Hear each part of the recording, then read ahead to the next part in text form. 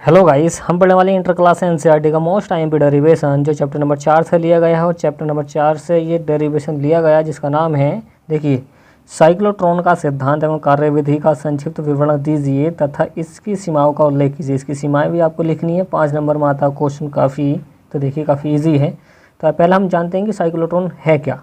देखिए, साइक्लोट्रॉन एक तरीके की मशीन है, एक उपकरण है, एक सिस्टम है। तो देखिए क्या है, साइक्लोट्रॉन एक ऐसा उपकरण है जिसका प्रयोग या जिसका उपयोग धनावेशित कणों, जिस पर प्लस का चार्ज होता है, धनावेशित कणों जैसे प्रोटॉन और ड्यूट्रॉन, प्रोटॉन का ही एक नया रूप है ड्यूट्रॉन। तो देखिए, प्रोटॉन और ड्यूट्रॉन आदि आयनों को अति उच्च ऊर्जाओं तक, कहाँ तक, अति उच्च ऊर्जाओं तक त्वरित करने में किया जाता है इसका, साइक्लोट्रॉन का यूज़।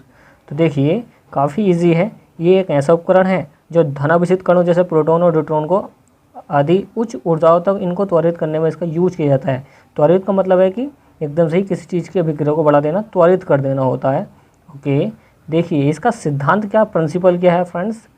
प्रिंसिपल है कि डीज के, क्या, डीज के बीच लगने वाले, देखिए डीज के होते हैं, डीज होते हैं ये धातु के दो गोले होते हैं, D1 और D2। यहाँ पर क्या है, धातु के दो खोखले गोले हैं जिनको डीज कहते हैं।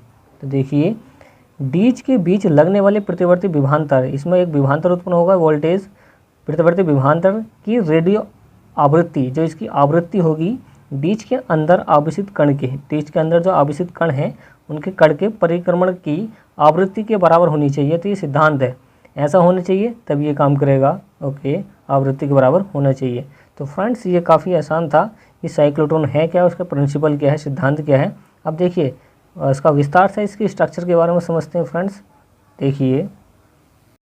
देखिए फ्रेंड्स, इसकी संरचना क्या है, संरचना के बारे में समझिए। तो चित्र के अकॉर्डिंग ये सारी थ्योरी लिखी जानी है, चित्र को समझिए और थ्योरी ऑटोमेटिक लिखी जाएगी।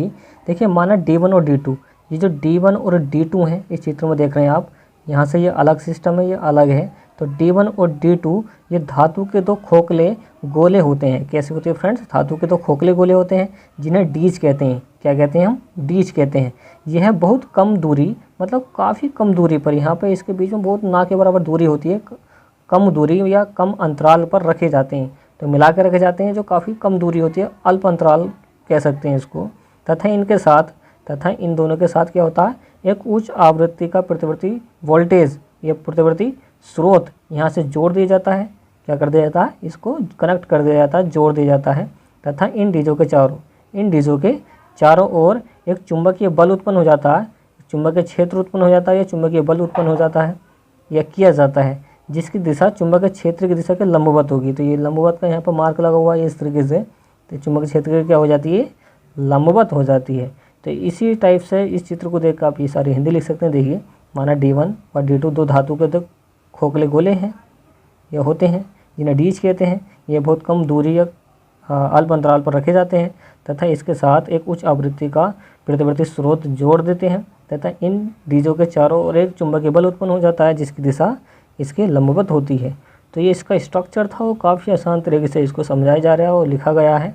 ओके, चलिए अब इसकी कार्यविधि समझते हैं, तब ये 5 नंबर का पूरा होगा और इसकी सीमाएँ भी लिखते हैं।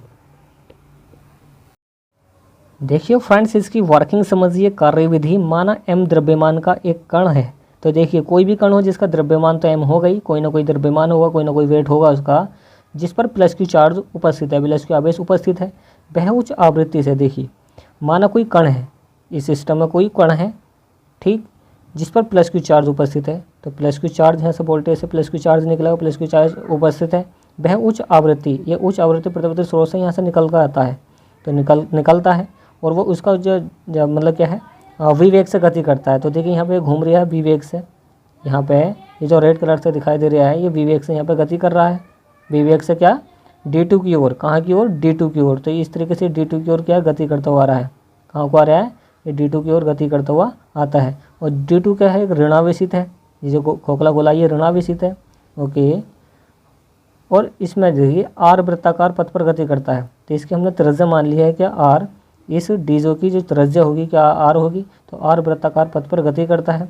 और यहाँ पे क्या है, विक्षेपक प्लेट क्या है, ये है S, क्या है, एक विक्षेपक प्लेट है। अभी ये सारी जो थ्योरी मैंने इस चित्र के अकॉर्डिंग समझाई है वो सारी यहाँ पे लिख दी गई है। माना m द्रव्यमान का एक कण जिस पर प्लस की आवेश उपस्थित है, वह उच्च आवृत्ति स्रोत, यहाँ से उच्च आवृत्ति स्रोत से निकल के आता है या निर्गत होता है, और वह v वेग से dt की ओर, कहाँ की ओर, dt को त्वरित होता मतलब जाता है, जो कि ऋणावेशित है, और यह r वृत्ताकार पथ पर क्या है, गति करता है। तब हम जानते हैं कि अभिकेंद्र बल बराबर होगा चुंबकीय बल के। तो अभिकेंद्र बल क्या होता है, जो केंद्र की तरफ को लगता है उसको अभिकेंद्र बल कहते हैं, जो बाहर की ओर को लगता है उसको अपकेंद्र बल कहते हैं। तो अभिकेंद्र बल आपने मौत के कुएं में देखा होगा, अभिकेंद्र बल वहाँ पर उत्पन्न हो जाता है जिससे कि वो गाड़ियाँ चलती हैं उसके अंदर। तो देखिए अब इसका सॉल्यूशन करते हैं फ्रेंड्स।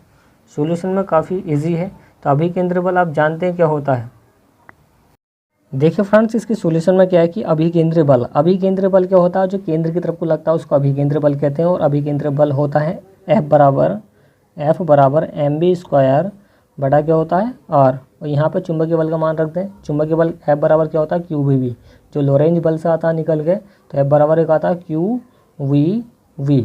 हमें इसका r का मान चाहिए, किसका चाहिए, r का मान।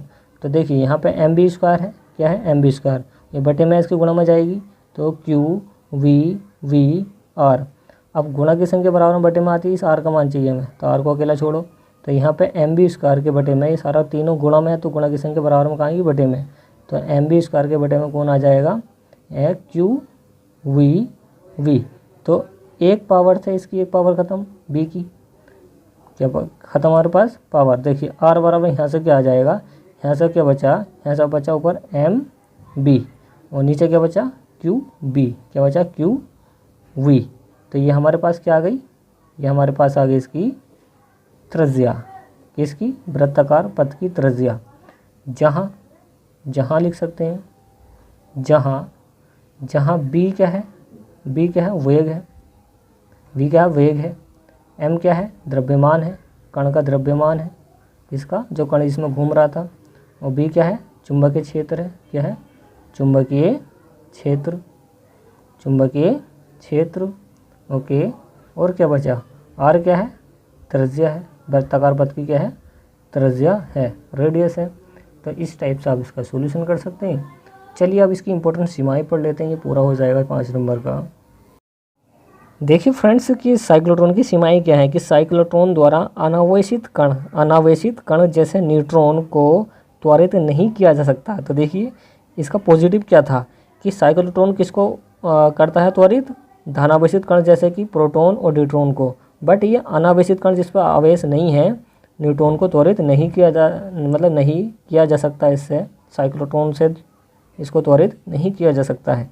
ये पहली इसकी सीमा है कि इस पर ये काम नहीं करेगा, किस पर, न्यूट्रॉन पर। सेकंड है इसका, इस साइक्लोट्रॉन द्वारा, किसके द्वारा, साइक्लोट्रॉन के द्वारा इलेक्ट्रॉनों को त्वरित नहीं किया जा सकता क्योंकि इसका द्रव्यमान बहुत कम है, ना के बराबर है। इसका माइनस में होता है क्योंकि इसका द्रव्यमान बहुत कम है, किसका, यह है इलेक्ट्रॉनों का।